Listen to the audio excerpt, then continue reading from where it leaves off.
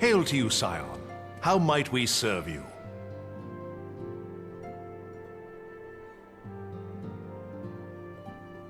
Commander Leveilleur bade you serve us? These are welcome tidings indeed. Given the sensitive nature of the task, I could not rely on one of my own.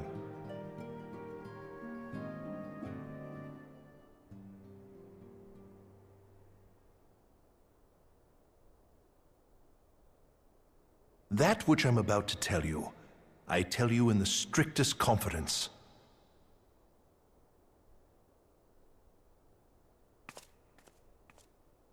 Some days ago, we received certain documents from an anonymous source. They notified us of the presence of a Garlean agent within the ranks of one of the Grand Companies. Following some discreet inquiries, we identified a suspect among the Immortal Flames, whom we detained for questioning. Alas, the man was not our agent. He was but one of many men in the agent's employ.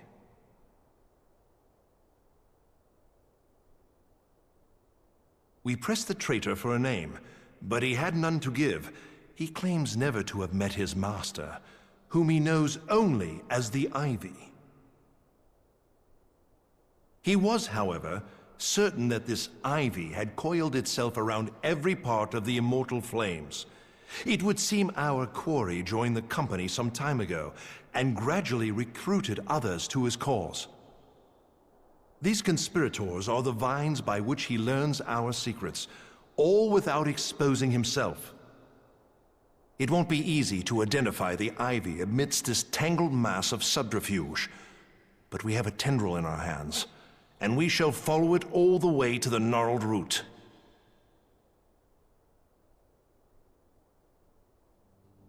Now, much as I would prefer to proceed with due discretion, circumstances demand that this matter be settled post-haste.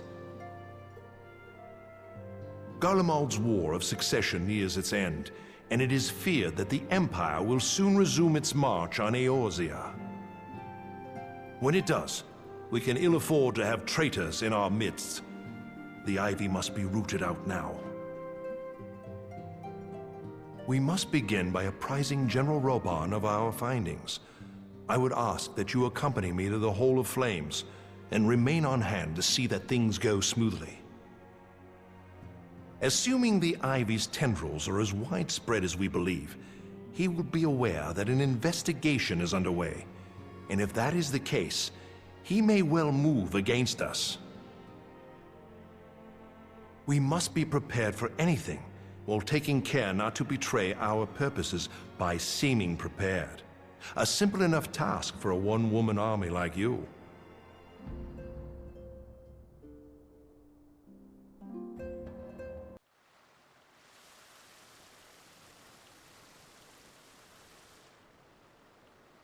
Well, well. What brings you here, my friend?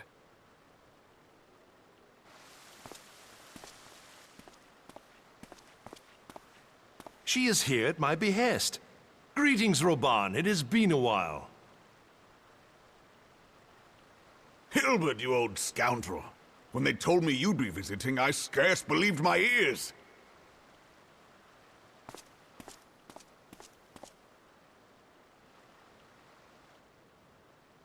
But look at you!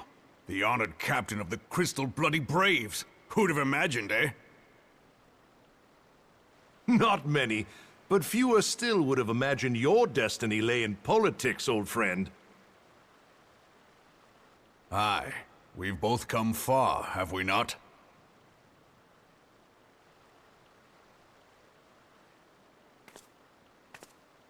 Lest you wonder, Hilbert and I go back a long way.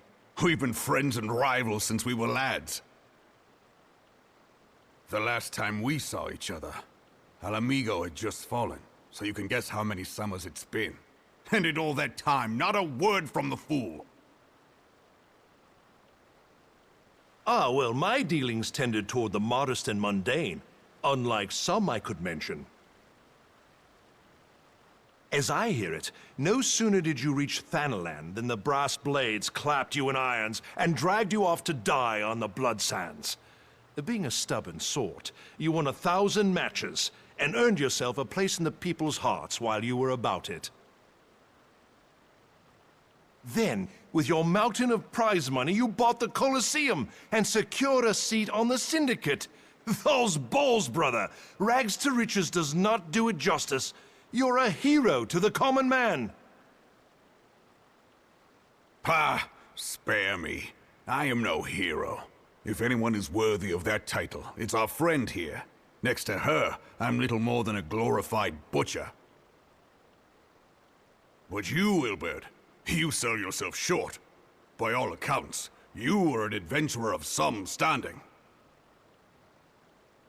I like to think that I did my part for the greater good. But if you're no hero, then I'm no adventurer, not in this company. Anyway.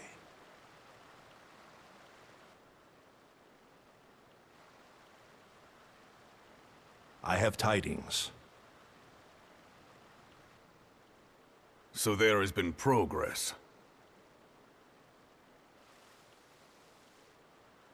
I've let it be known that this meeting is a reunion between old friends. None will give your visit a second thought. To convene elsewhere would only attract attention. Let us speak here, in plain view of all.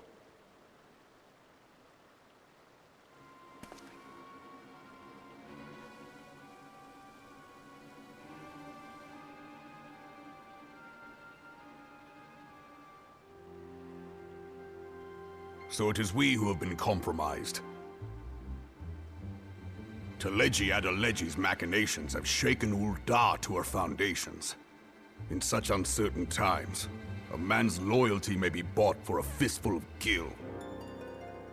But if this snake has truly been in our midst for as long as you say, we must needs consider a far graver possibility. Conspiracy. Could it be that the Monetarists have been in league with the Empire from the first? Very well. I will have my most trusted men investigate the matter. Continue your inquiries in the meantime. It does me well to see you again, old friend. When next we meet, let it be over a flagon of ale. I look forward to it. Let us reminisce of bygone days, and drink to the future of our homeland.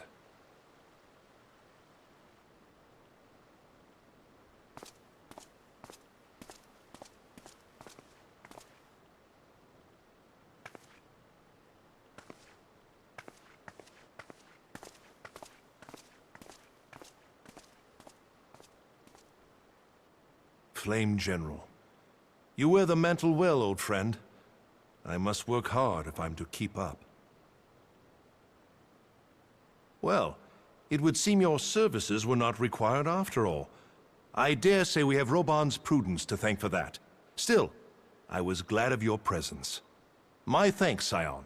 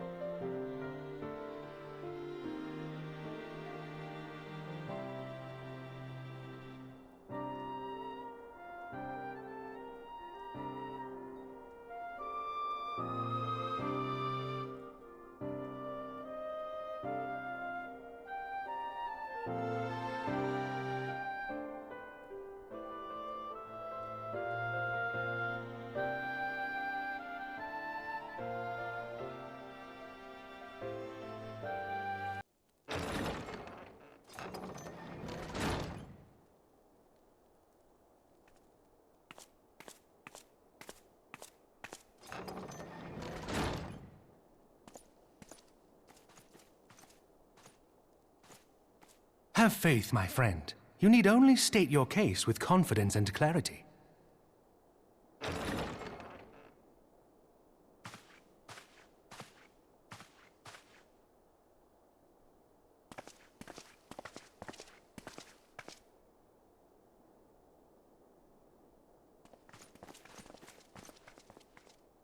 Commander Leveilleur, it is both an honor and a pleasure to meet you. I am Emmerich, Lord Commander of the Temple Knights. Alphinaud Leveilleur, at your service. Your reputation precedes you, Sir Emmerich. I think we will find that we have much in common.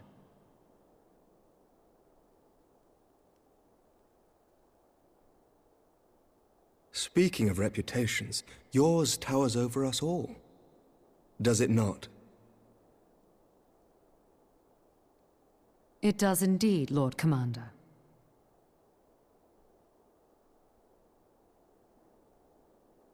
I am not too proud to admit that I have followed your activities with an interest bordering on fascination.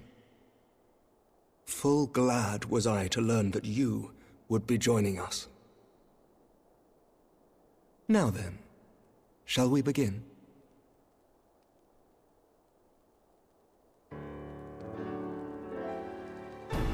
We know full well that the Garleans will return in force ere long. What is more, we have yet to achieve a lasting victory over the primal menace. The beast tribes continue to summon their gods, and each incarnation is stronger than the last. Ishgard is not immune to these threats. I must reiterate that it would behoove your nation to rejoin the Eorzean Alliance. Once again, I must respectfully disagree. On what grounds? Despite their presence in Kurthus, the Ixal do not concern us. Their territorial claims pertain to Gridanian lands, and it is the people of Gridania whom they harry. Consequently, the Holy See judges this to be a Gridanian affair, and Ishgard does not intervene in the internal affairs of other nations. Even were that not the case, our forces are wholly committed to the Dravanian conflict. We have not the knights to spare. As for the Garleans, we are not ignorant of history. We have observed the rise and expansion of the Empire, and we agree that it is only a matter of time before they resume their campaign in Eorzea. Then surely it would be in our best interests to present a united front. Mayhap one day, but not yet. Gaius van Belsar is dead, and the legion of conscripts he left behind lacks the will to fight. We think it highly unlikely that they will emerge from behind the walls of their castra for some time. Forgive me, but if Ishgard's position has not changed, why did you agree to this meeting?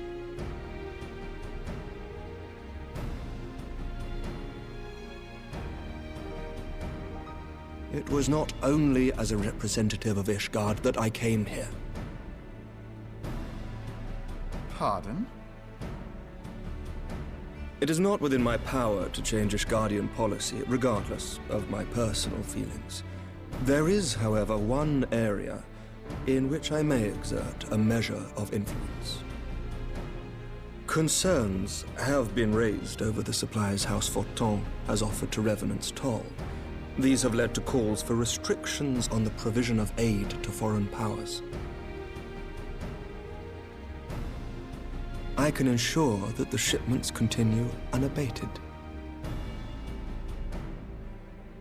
Sir Emmerich, we would be in your debt.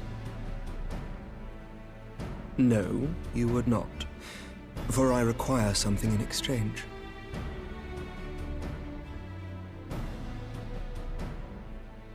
Of late, there has been a flurry of Dravanian activity, the purpose of which was not immediately clear. However, our astrologians have since observed alarming changes in the heavens.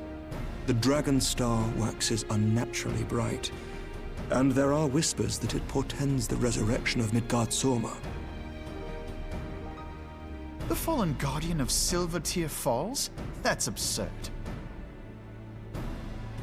Full many times have I gazed upon the dragon's corpse still wound around the Agrius, and wondered how different our world might be if it yet lived to plague the skies. I do not know, and I do not wish to know, nor does any son of Ishgard. Yet the mere presence of Dravanian forces is not sufficient grounds to send knights to Mordona, whatever our astrologians say. As I told you before, we have not the forces to spare. But we do.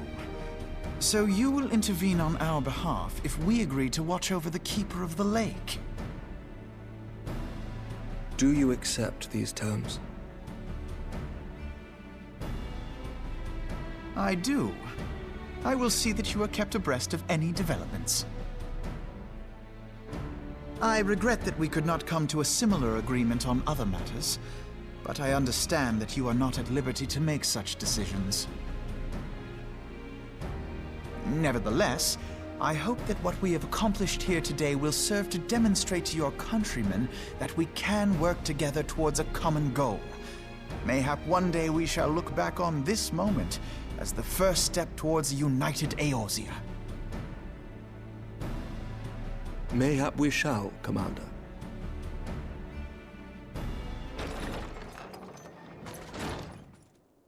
What is the meaning of this? The caravan, my lord. It's been attacked. It was Iceheart, my lord. What? By the Fury! All our precautions were for naught?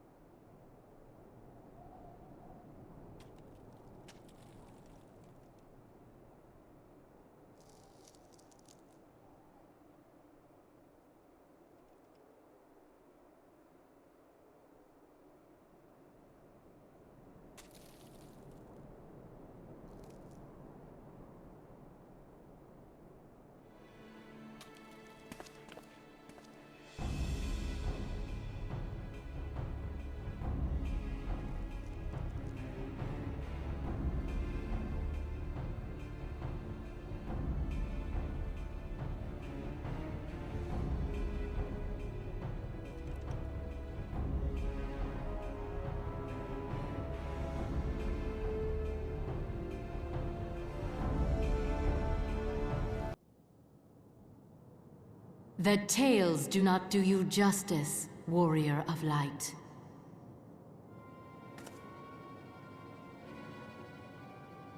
Yes, I know who you are, and you know who I am.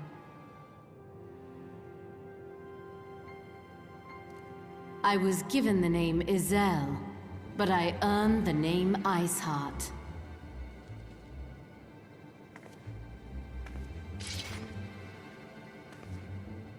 This endless cycle of hatred, of bloodshed, of sorrow. You would see it continue, O noble warrior of light. I would not. I will not.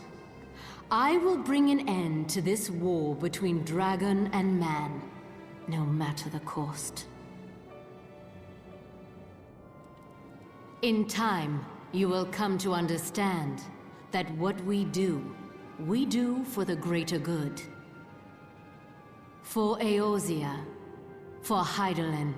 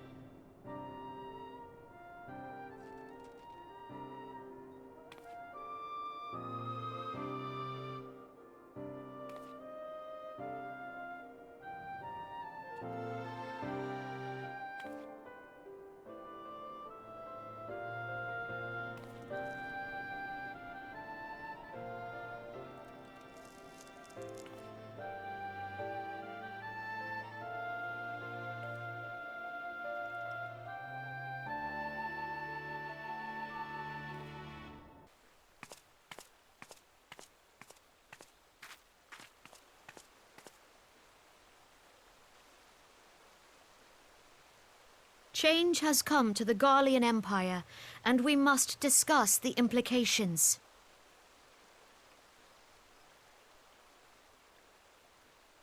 The rumors are true, then? The War of Succession is ended? It is.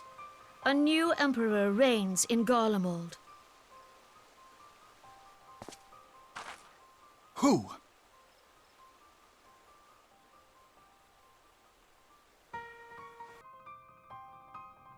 The birth and all too rapid expansion of the Garlean Empire is commonly attributed to the strategic brilliance of Solus Zosgalvis, yet he did not rule alone. Several members of the royal household also distinguished themselves during his reign. Nevertheless, it was the eldest son who stood to inherit the throne, until his most untimely passing.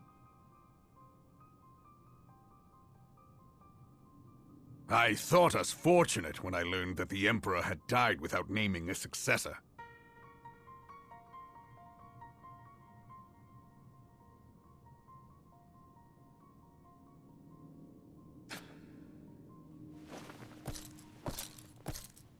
Would that the Garlean Empire had died with him.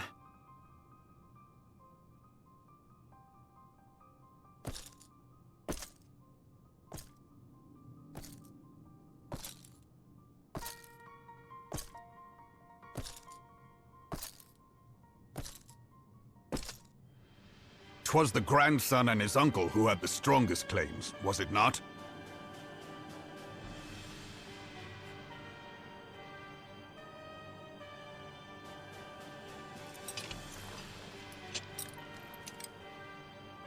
Indeed, yet claims count for little without the power to assert them.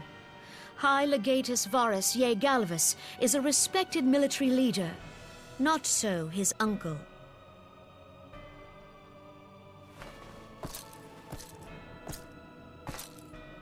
So young Varus has torn the crown from his uncle's grasp and taken his place at the head of the Empire.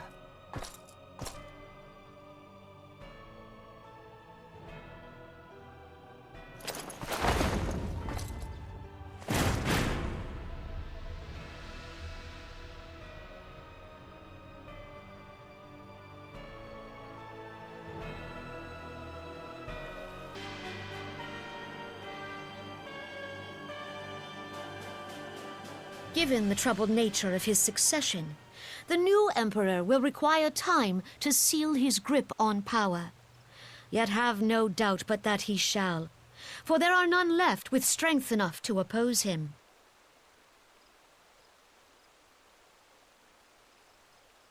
Since the success of Operation Archon, the remnants of the 14th Legion and the forces occupying Alamigo have done naught but fortify their positions.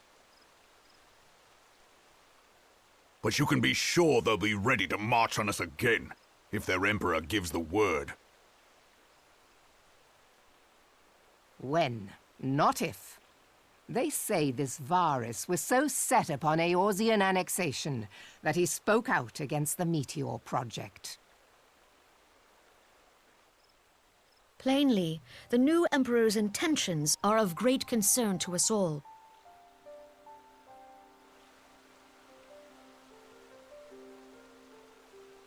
I propose that we set aside the Cartno dispute for the present, and discuss what measures the Alliance might take to prepare for a resumption of hostilities with Garlemald. Moreover, I move that we re-examine the question of how our former allies in Ishgard might be persuaded to retake their place at our side. Could Eorzea but stand as one, 'twould deal a grave blow to our enemies' ambitions.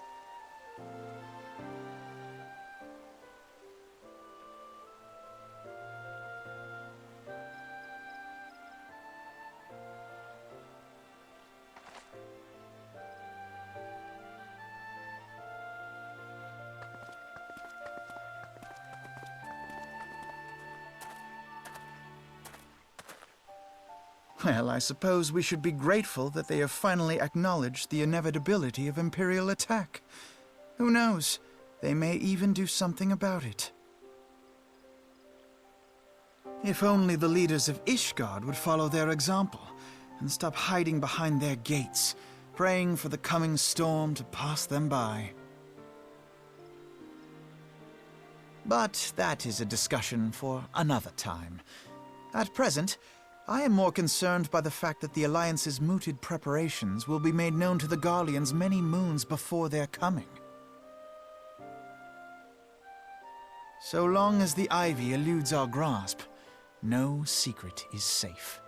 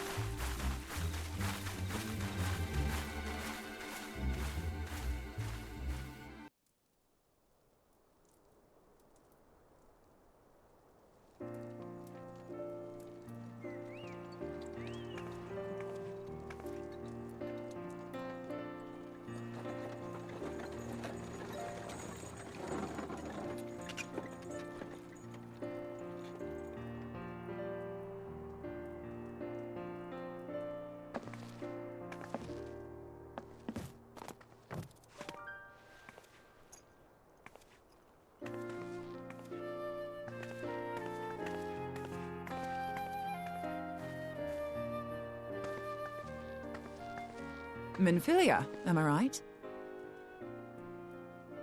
None other. I bid you welcome to Revenant's Toll, and thank you for traveling so far on such short notice. As if I could ever say no to Urianger. Moonbreeder is an accomplished Sharlayan scholar and an authority on aetherite technologies. She has played an invaluable role in our search for a means to capture Ascian souls. Charmed, I'm sure.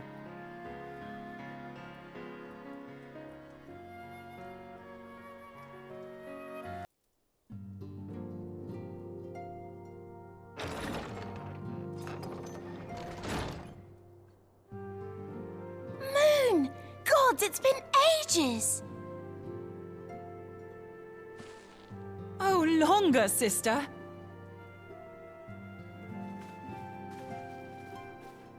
A joyous reunion indeed.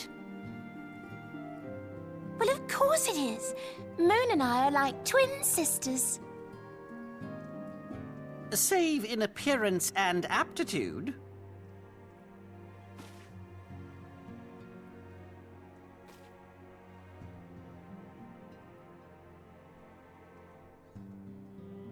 Everyone, if I could have your attention. We have with us an esteemed guest who has come from Sharlayan to assist us.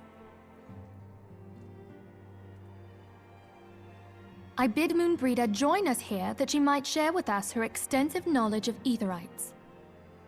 Also, as many of you are already aware, she has been overseeing our research into white auracite, a sample of which she has been good enough to bring with her.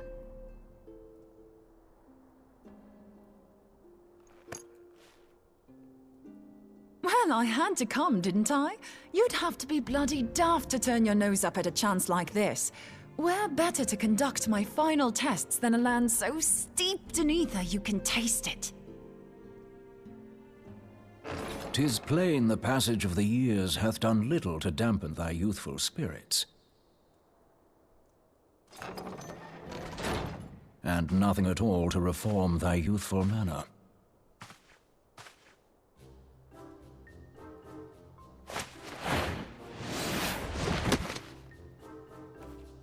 Urianger, where in the hells have you been hiding? Unhand me.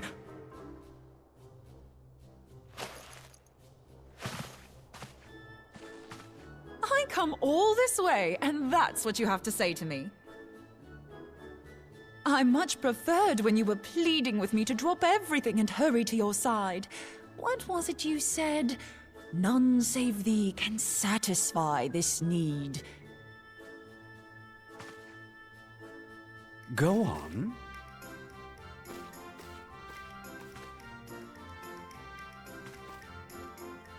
Thine artless attempts to misrepresent mine all too innocent motives do thee little credit.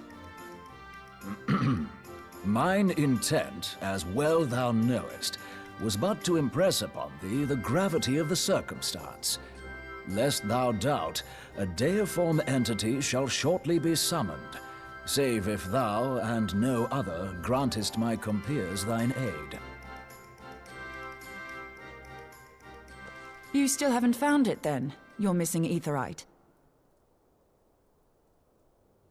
We have not. No. We know that Iceheart teleported to an aetherite not far from the first. Yet even after careful analysis, we could not locate the second beacon. We now suspect that the heretics destroyed the second aetherite to impede our pursuit. Our allies continue to scour Snowcloak for Iceheart's sanctuary, but we have no guarantee that they will find it. Yet it must be found, for even now Iceheart prepares to call upon Saint Shiva. I'm sorry, but if the aetherite's been destroyed, then that's that. Although, you're absolutely sure she used the first aetherite, are you? She didn't just use teleportation magics? One of our own bore witness to her escape. I can say with absolute certainty that Iceheart used the aetherite.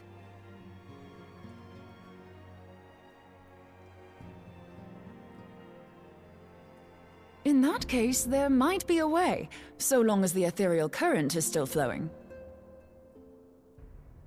Truly? How? We use the current to recreate the beacon. As you know, Aetherites are a bit like lighthouses. We use them to reconstitute our physical forms when crossing the ethereal sea.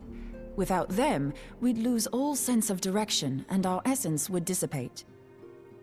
However, we don't rely solely on these beacons.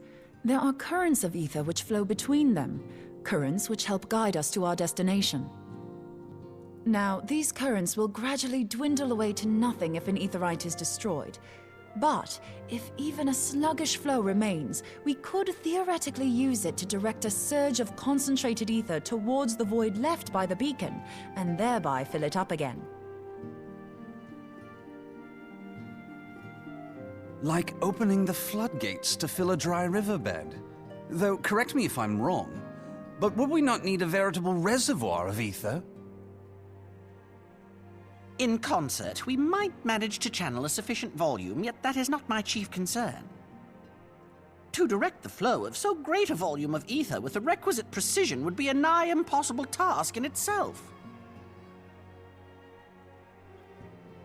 I barely succeeded in facilitating travel to an unattuned beacon. That which you describe sounds considerably more difficult.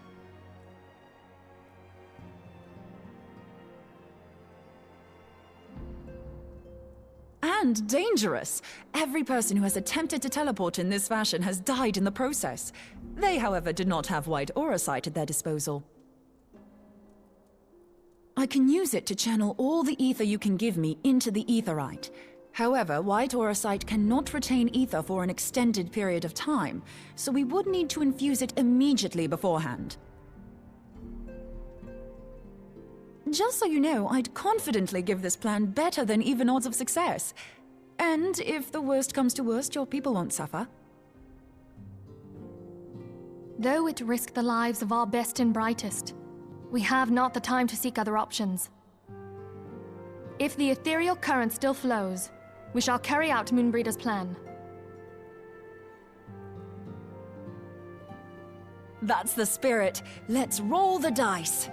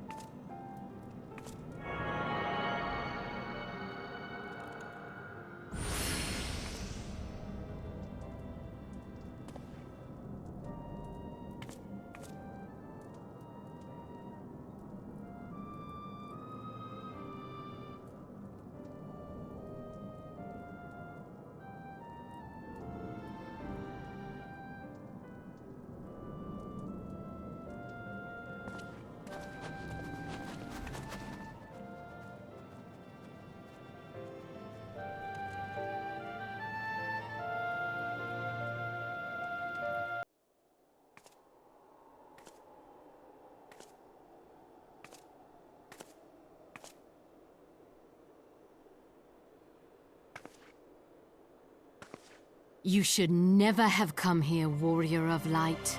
I labor only to forge a lasting peace.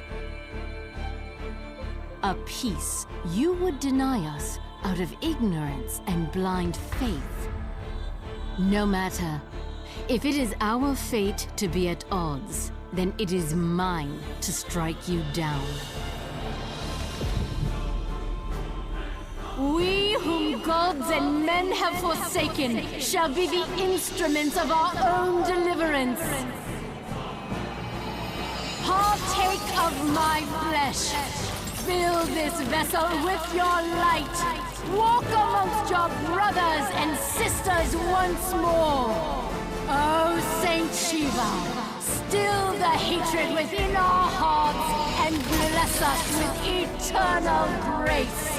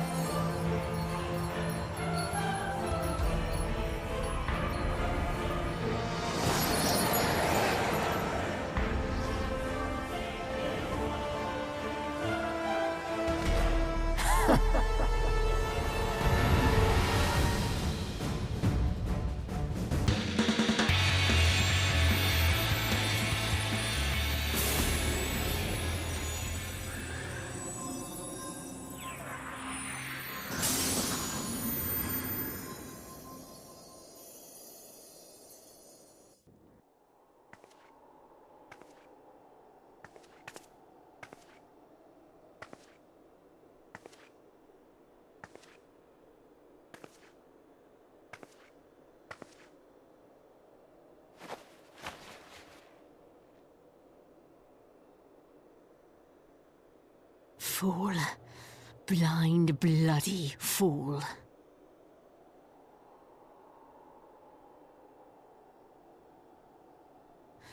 You, of all people, should understand the suffering war begets.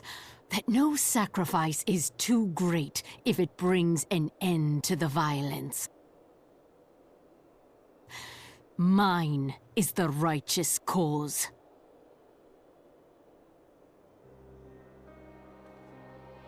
You fight in a war you do not understand. A pawn of liars and schemers. And they are no less ignorant than you, following the creed of their fathers without question, never thinking to ask why. Trapped in a delusion of their own creation, and blind to the truth.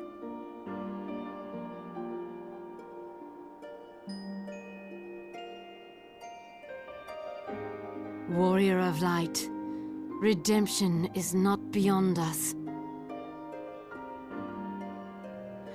We who walk before may lead those who walk after. Seek the Keeper of the Lake. See with eyes unclouded. Do not squander a mother's gift.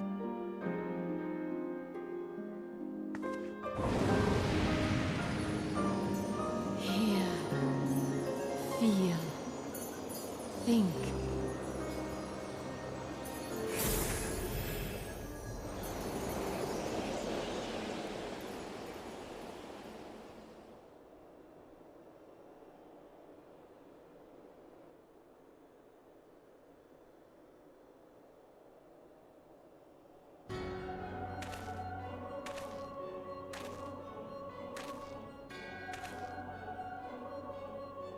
And so the vessel withdraws, a predictable outcome. Nevertheless, La Habrea will be pleased.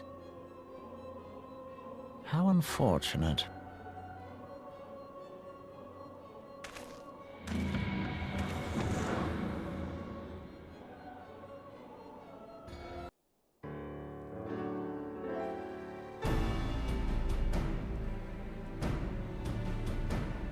On behalf of the Holy See of Ishgard, allow me to express my deepest thanks. Never before have we been required to contend with a primal. Indeed, there were fears in some quarters that our knights might not be equal to the task. From what we have now learned of these beings, I can say with certainty that we would have lost a great many men had the Scions not intervened. Then the argument for preemptive action should be self-evident. Perchance now you will reconsider my proposal that Ishgard move against Nautalon. Ere we first met, a similar proposal was tabled, but the Holy See decreed that we were to observe, and that military action should be taken only in self-defense. All things considered, it was not an unreasonable decision. Since the calamity, 2 vigils have fallen to the Horde, while Garuda has never shown any inclination to storm the gates of judgment. Which is why this unprecedented crisis and its resolution may prompt a change in policy. You who have faced these primals know well the threat they pose. Ishgard did not. Not until now. And there is naught like a brush with death to change a man's outlook. At the very least, this should silence any lingering objections to our arrangement with Revenant's Toll. The Holy See may even feel moved to grant us its formal endorsement. So far as it is possible, the Scions shall be compensated for their service. We should be grateful for any aid you can provide. As a gesture of good faith, I shall withdraw my previous request. Your people are doubtless needed elsewhere. That will not be necessary. We, too, have a vested interest in watching Dravania's movements. I see. Once more, I must thank you. Sir Emmerich, if I may, do you truly believe that Midgardsormr could return?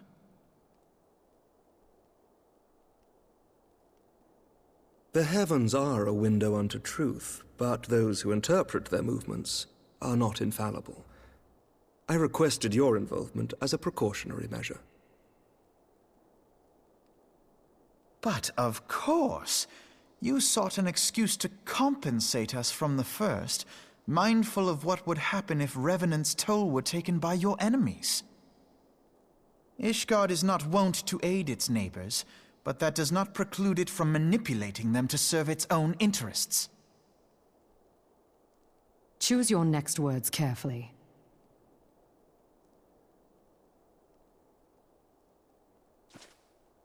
Do you know what sort of man becomes Lord Commander of the Temple Knights?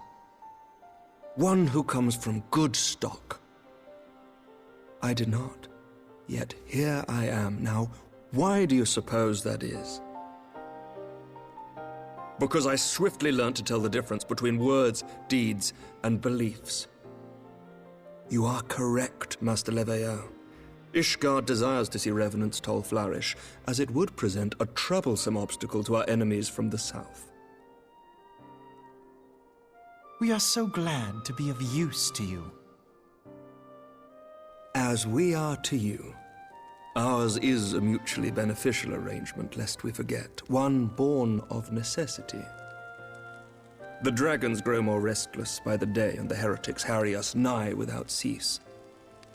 We have contended with such troubles for centuries, but there are limits to even our endurance. Yet as a pauper is loath to part with his meager possessions, the leaders of Ishgard are not wont to render up their trust to outsiders. But with perseverance on our part, they may yet be made to see the light. Nevertheless, one must take care when walking the road less traveled. Wise words, Sir Emmerich. I shall make a point to remember them. I must apologize for my earlier outburst. I hope it will not sour our good relations. Not at all. You but spoke from the heart. I trust you understand that at times my duties may prevent me from meeting with you. On such occasions, my second-in-command will speak for me.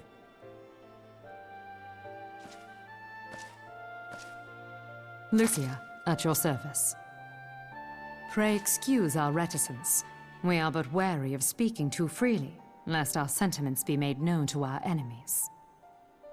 Know that the Lord Commander and I are of one mind. For the sake of Ishgard, and of Eorzea at large, I pray our peoples can put aside their differences. Those who dwell in the past risk losing sight of their future. Should aught befall one of our shipments, pray inform Lucia immediately. You may also relay to her any words you might have for me alone. Not being of Ishgardian birth, she owes no allegiance to any noble house, making her as near to incorruptible as one can find in my homeland.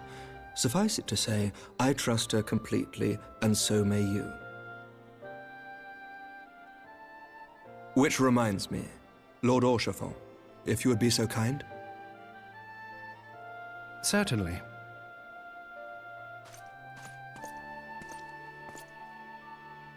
In times such as these, trust is ever in short supply.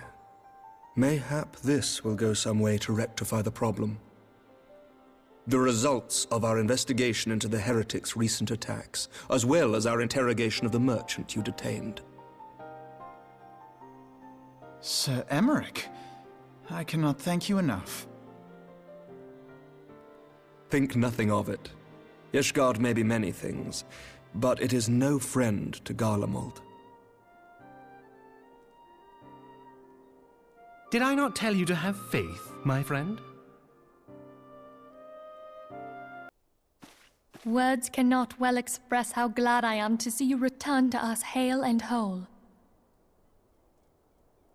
Needless to say, I am most eager to hear your account of that which occurred in Kurthis, assuming you're ready to speak of it. Excellent. I shall summon the others at once.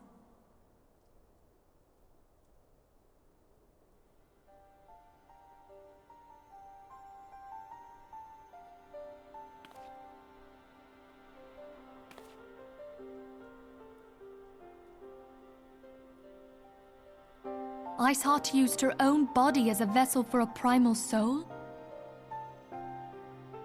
Master Louisoir's writings make no mention of such a possibility. Can we be certain this entity was a primal? As certain as we can be that good King Mogulmog XII was a primal, I should think. Both were ostensibly summoned. Let's not quibble over definitions. Of more concern is the implication that Iceheart retained her will, even after she was possessed. We are talking about a mortal, wielding the power of a primal. It can't possibly be that easy, can it? There must be some sort of sacrifice required. Or maybe she's just special? What qualities this woman possesseth, I know not.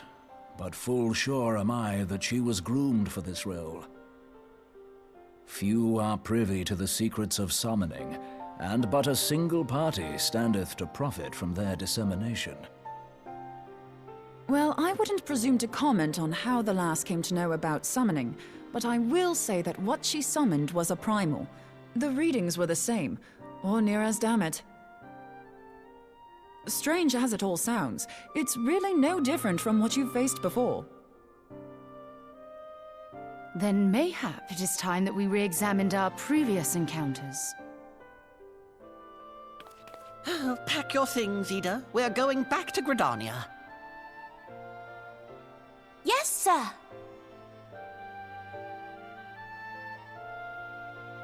About Iceheart's final words to you.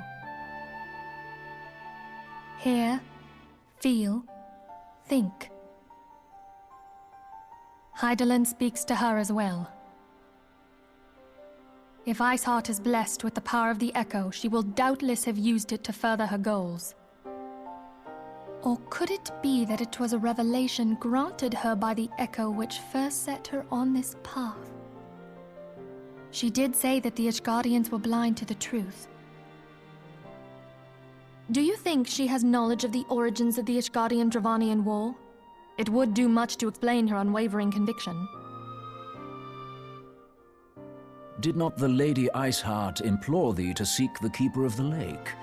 And did she not imply that in so doing thou wouldst come to see with eyes unclouded? Midgard Zoma was a king amongst kings who reigned for centuries on end. But he is dead and his wisdom lost to the ages. Unless the Ishgardians' fears are well-founded. It would seem we have yet another reason to stand watch over the Keeper of the Lake. For a mercy, we are well positioned to do so. Iceheart, Shiva, Ascians, and Midgard Zoma. I shudder to think how they're all connected.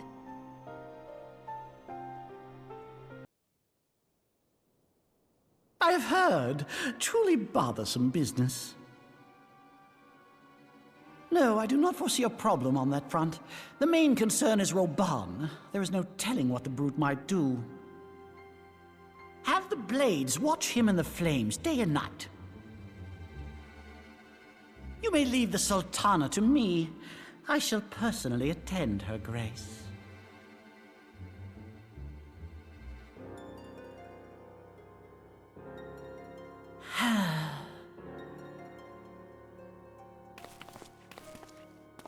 Sever one of the East Aldenard trade routes. That ought to keep Lolorito occupied for a while.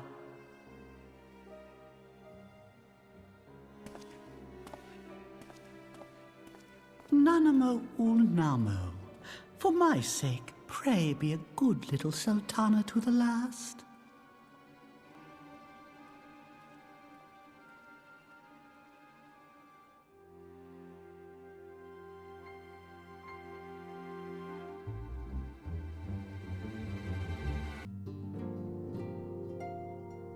Welcome back, my friend. I have already received word from Alfino. To think that Flame Marshal Huayu was the Garlean agent. I know not what to say. Together with Robon, Eileen lent us much-needed aid at the time of our Order's founding. She was particularly passionate about the need to tackle the primal threat. When we discussed the subject, her eyes fairly shone with determination. Whatever else she may have been, I choose to believe that it was her true self with whom I spoke then. But now is not the time to dwell on such matters. I have an important announcement to make regarding our effort to defeat the Ascians. We shall begin as soon as everyone is assembled.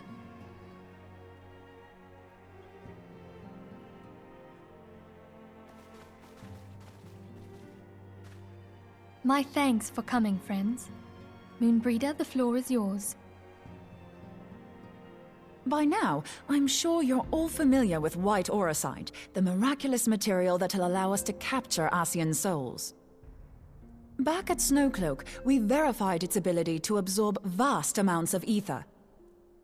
Alas, it leaves something to be desired in the area of stability. The stone can only store ether for a short while before expelling its contents.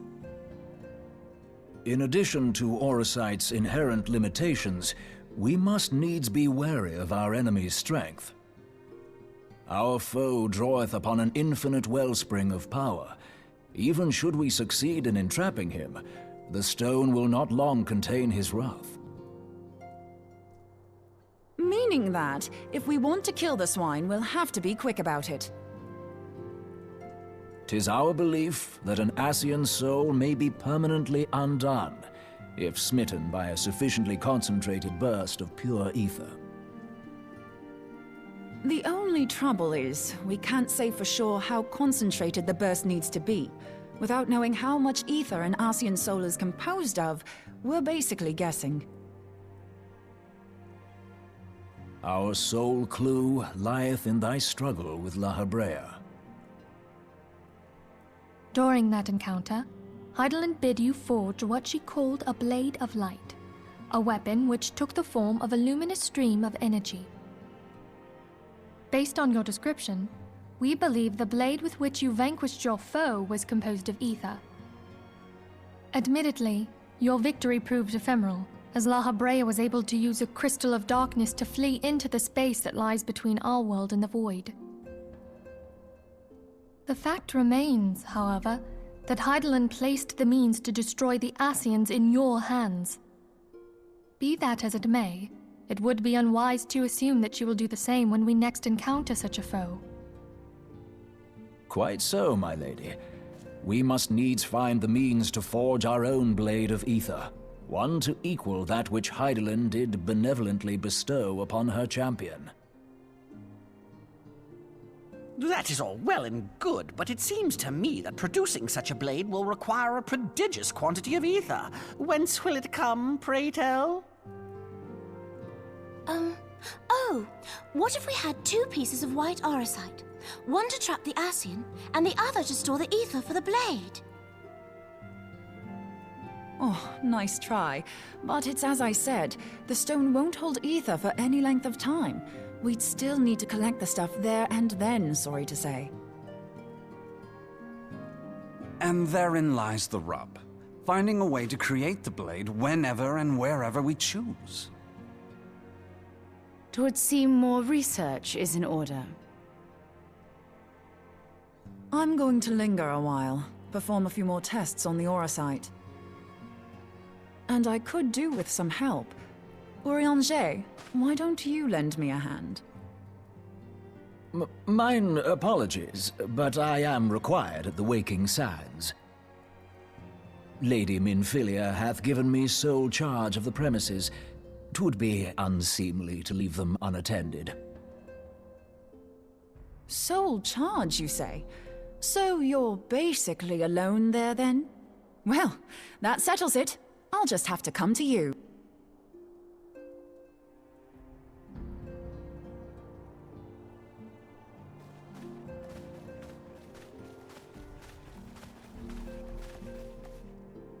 While you were afield, word arrived from the Sharlayan motherland. You will recall that a survey party was dispatched to investigate the incident at the Isle of Val.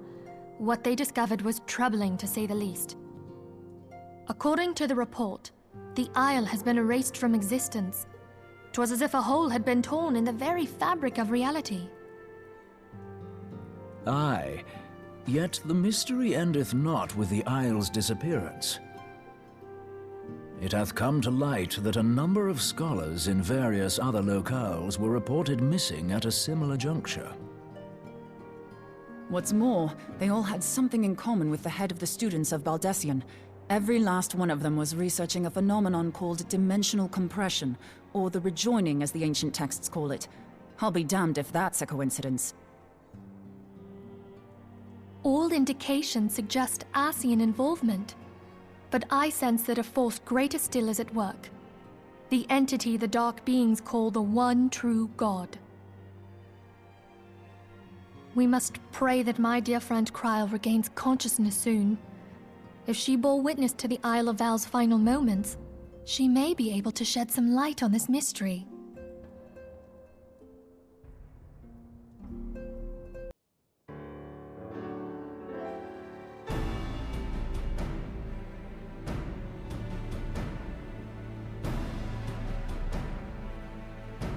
Following the calamity, the forces of the 14th Imperial Legion entrenched themselves in strategic locations across Eorzea. So swiftly did they accomplish this, it was suspected that they had received help. To think that it came from Huayu, my right hand. There is more. We have reason to believe that Huayu didn't deal exclusively with the 14th. She also answered to a higher authority in Garlemald. But this higher authority could not have been the Emperor. By consenting to the Media Project, Solus Zos Galvus showed himself to be more concerned about preventing the spread of primal influence than claiming Eorzea for the Empire. He would happily have seen the lot reduced to ash. We believe a number of high-ranking figures within the royal household were against the decision, but that they knew better than to oppose the Emperor openly. Of course, this didn't prevent them from making clandestine provisions, in which Huayu played a part. Alas, these provisions did not prevent Dalamud from falling, and the ensuing chaos changed the face of the realm forever. Yet Eorzea survived. To all intents and purposes, the Meteor Project had failed, and the Empire was left to rue its lack of a decisive means to eliminate the primals. Until, that is, it stumbled upon the Ultima weapon. Even before the accursed thing was dug up, it seemed to me the 14th had the might to overwhelm our weakened armies. Yet they chose to hide behind their walls. Why? The Black Wolf was wary of making the denizens of Eorzea desperate, lest more primals emerge to bleed the land. The discovery of the Ultima weapon, however, emboldened him to resume his war of conquest in earnest. But there was one in Garlemald who believed that Van Belsar's actions were premature. One who stood higher in the Imperial Army's chain of command. He ordered the Legatus to halt his advance, only to find that the Black Wolf had slipped its leash, and that the 14th now acted alone. In a bid to bring Van Belsar to heel, he used the agent he had planted in Ul'dah prior to the Calamity to undermine the Legion's efforts. A man who outranks Van Belsar, yet opposed the late Emperor's decision to annihilate Eorzea. This could only be the former High Legatus of the Garlean army, now known as Emperor Varus Zosgalvus. So he was Huayu's true master. But one of several in actual fact. We've learned that even as Huayu served the Empire's interests, she sold Imperial secrets to a certain faction in Eorzea. In so doing, she helped to maintain the status quo, thus prolonging the conflict. Considering who stands to profit from war, it isn't hard to imagine who her other masters were. 7 hells! You mean to say that she was a double agent? Triple, if you consider her services to Van Belsar and the new Emperor as separate. As neatly as these pieces seem to fit, one aspect of the puzzle remains unclear to me. By whose will was the Marshal feeding intelligence to the heretics? And try as I might, I fail to see how aiding their cause would profit either her Imperial or Monetarist masters. Could it be that another hand is at work here? If so, Huayu must be made to reveal whose it is.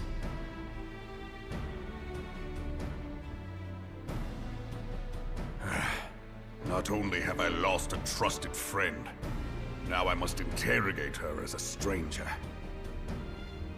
Not a pleasant task, I grant you, but a necessary one.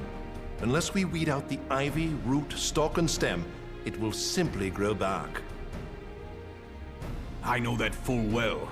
Those closest to Huayu have already been detained, and I will question them alongside her. General, pray keep in mind that there may be unwitting abettors among them. All will be treated fairly. On that you have my word. Those who are innocent have no cause to fear. You have ever been a friend of truth, General. I hope the unpleasant task of weeding out falsehood will not detain you too long. Though it be for the sake of Eorzea, doubting one's comrades is poison to the soul. And with that, I take my leave.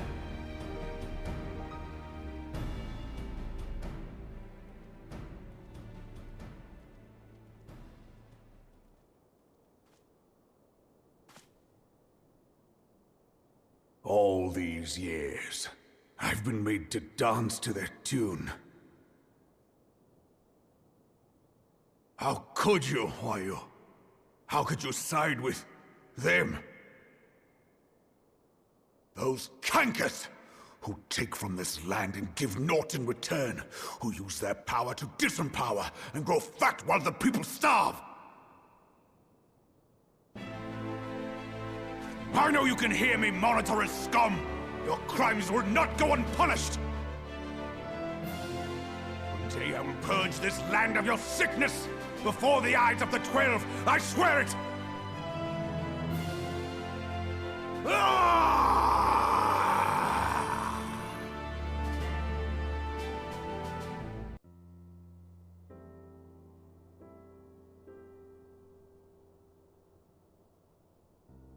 I shall have no further need of you this day. Your Grace.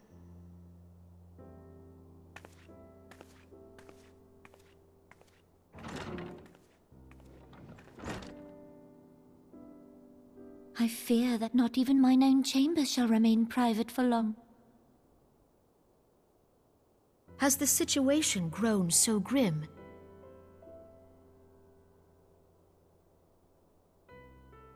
Ever since you proposed the Cartiner Reclamation Bill, Teleji Adeleji has risen to greater prominence upon the backs of impoverished refugees. The monetarists were ever united in their pursuit of profit, but the man's actions have torn a rift in their ranks. They snap at each other as rabid dogs. Yet now is not the time to be bickering among ourselves.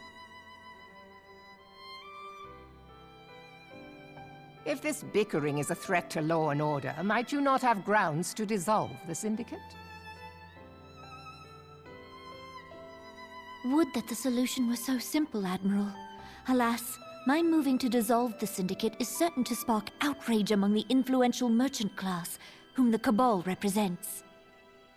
This would serve to exacerbate the current unrest, and peace would slip still further away. Be they rich or poor, natives or refugees, all who reside in Ul'dah have a right to pursue happiness. It is the duty of a ruler to protect this right.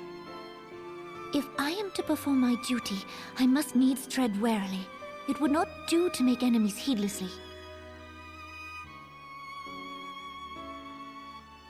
Were Lord Lolorito here, he would doubtless say that I have my head in the clouds. A ruler is required to take a wide view. Try as we might to cater to all needs, some will inevitably be overlooked. As such, there shall ever be citizens who feel aggrieved. It cannot be helped. But as you have informed us, the monetarists take no view but their own. They hunger for power while the masses starve. In the absence of a common cause, it seems beyond any one individual to make Ul'dah whole.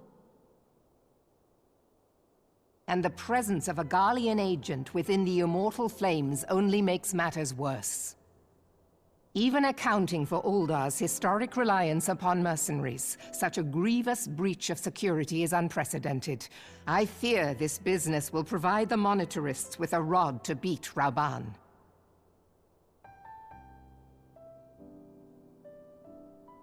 Eorzea can ill afford for the Immortal Flames to be dampened now. Ere long, the Garleans will turn their ravenous gaze toward our lands once more. If we are to resist their might, our nations must stand together. Yet for this to happen, our nations must be whole. Cannot be done to improve the situation in Ul'dah.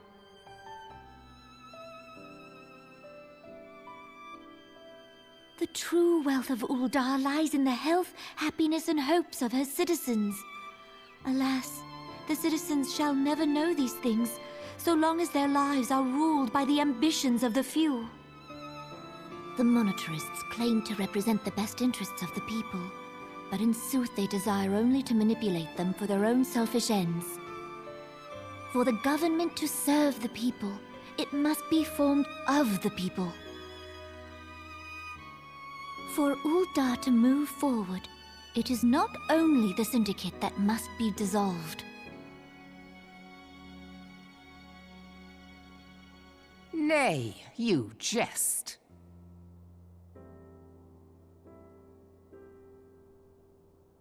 My friends, it was for no other reason than to make known to you mine intent that I requested your presence here. When I make my declaration to the people, chaos shall inevitably ensue. As the last monarch in the line of Ul, I make unto you this request. Help Rauban to preserve order and protect the people. Forsake them, and you forsake yourselves. For a strong Eorzea will ever have need of a strong Ul'dah.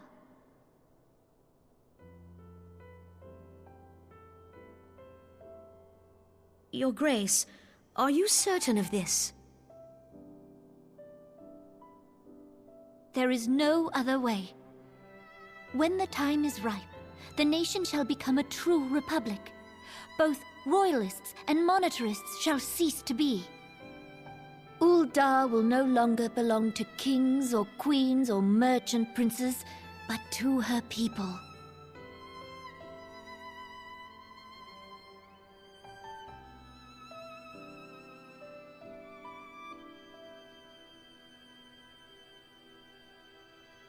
Roban, forgive me for casting aside all that you have toiled for in my name. Beyond this gesture, I am powerless to help my subjects.